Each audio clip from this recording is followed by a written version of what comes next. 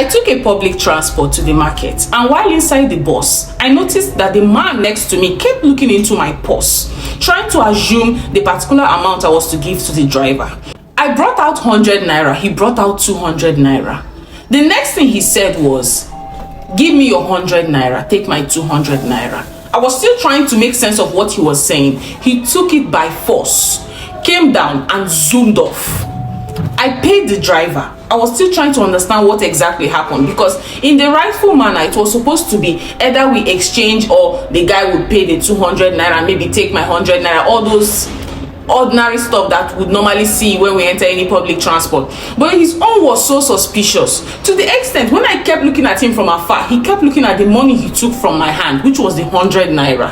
I got home that day, and I kid you not when I say the whole thing kept playing in my brain. Something was definitely off. I decided to narrate it to someone very close, and the next thing she told me was, oh, she experienced the same thing a month ago. Now, this is where things got a little bit off. I would literally sit down, and I would feel like the third party in my own body. Meaning that, whereby, for example, you're seated, and all of a sudden you see yourself sitting down, meaning that you're no more inside your body. Maybe something else might have taken over of you, might have taken over your body. That English was weird. Another thing I noticed was I started losing money.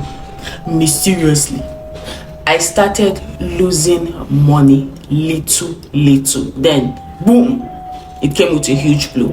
I decided to do my findings, and I found out that that was one particular way of money ritual whereby you can exchange your wealth, or not really wealth, exchange the blessings coming to the other person. All you have to do is either get into a public space or bring up a scenario whereby you have to exchange money, and you have to look at the person before you exchange the money. That is, the person would have to look like money or semi-money, or would look like someone from a huge place, if you understand what I mean.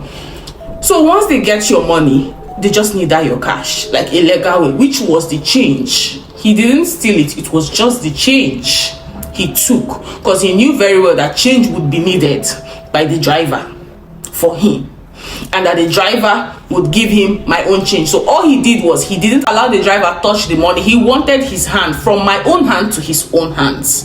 Now, a lot happened during this period, a whole lot.